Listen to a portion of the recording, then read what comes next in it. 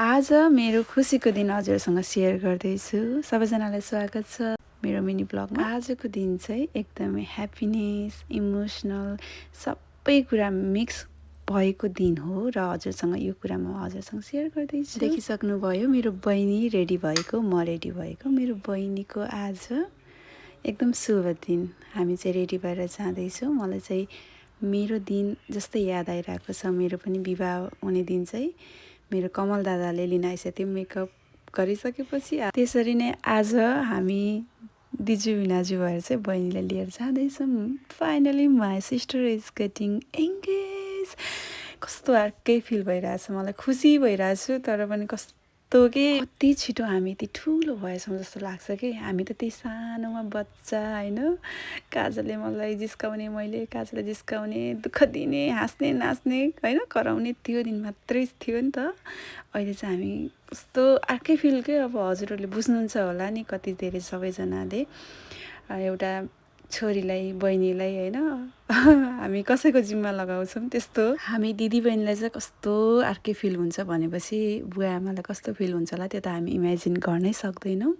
आज चाहिँ एकदमै मेरो बहिनीको जीवनको नयाँ सुरुवात हुँदैछ आजको दिनबाट। एकअर्कालाई चिनेर बुझेर गरेको डिसिजनमा चाहिँ हामी सबैजना खुसी छौँ। मेरो बहिनीलाई खुसी राख्छ ल ज्वाइँ, मेरो बहिनीले पनि ज्वाइँ खुसी राख। अनि हामी सबै परिवारको तर्फबाट नयाँ जीवनको एकदमै शुभकामना दिन चाहन्छु मेरो बहिनी ज्वाइँ। हजुरहरूले पनि जतिजनाले चिन्नुभएको छ मेरो बहिनीलाई या जतिजनाले हेर्दै हुनुहुन्छ यो शुभ दिनको आशीर्वाद दिनु होला मेरो बहिनीलाई। जतिजना पनि यो शुभ दिन शुभ कार्यको लागि आउनुभएको थियो हजुरहरूलाई धेरै धेरै धन्यवाद।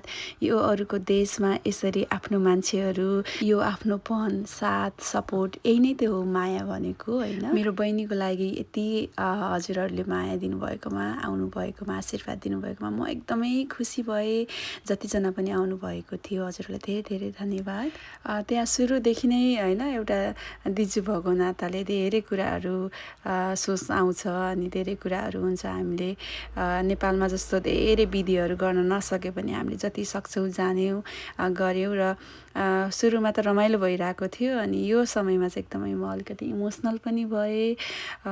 ल हजुरलाई मेरो बहिनीको जिम्मा भन्ने त्यो समयमा चाहिँ कस्तो के मुटु नै गाँठो हुँदो रहेछ, भारी पर्दो रहेछ। तर मेरो बहिनीको जीवनको नयाँ जीवनको सुरुवातको लागि त हामी सबैजना एकदमै ह्याप्पी छौँ, एकदमै मन खुसी छ।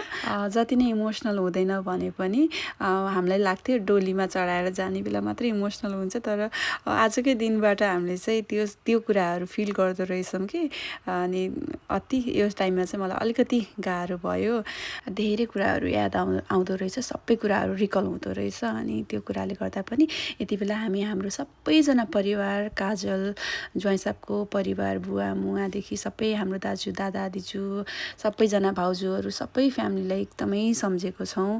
काजलले धेरै मिस गरेको छिन् ज्वाइँको घरको फ्यामिलीलाई पनि। हामी छिट्टै भेट्नेछौँ सबैजना अनि फेरि रमाइलो गर्नेछौँ हाम्रो सम्पूर्ण परिवार मिलेर।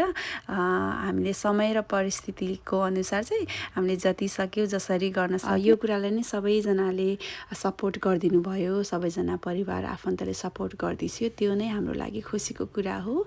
र हामी यहाँ चाहिँ नाच्दैछौँ। दिदीबहिनीको एकदमै सपना, दिदीबहिनीको गीतमा नाच्ने चाहिँ पहिल्यै बच्चैदेखिको सपना थियो कि। अनि काजलले हजुरको बिहेमा त म यस्तो नाच्ने हो नि पुरा भनेर मलाई पहिल्यैदेखि भन्थ्यो। तर त्यो कुरा चाहिँ काजल डिस्टेन्समा टाढा भएको कारणले चाहिँ पुरा हुन सकेन। तर त्यो इच्छा चाहिँ मैले पुरा गरेँ होइन। काजलको शुभ दिनमा चाहिँ म नाचेँ काजलको लागि र हामी दुवैजना नाचेछौँ। मेरो बहिनी ज्वाइँलाई चाहिँ शुभ आशीर्वाद दिनु होला।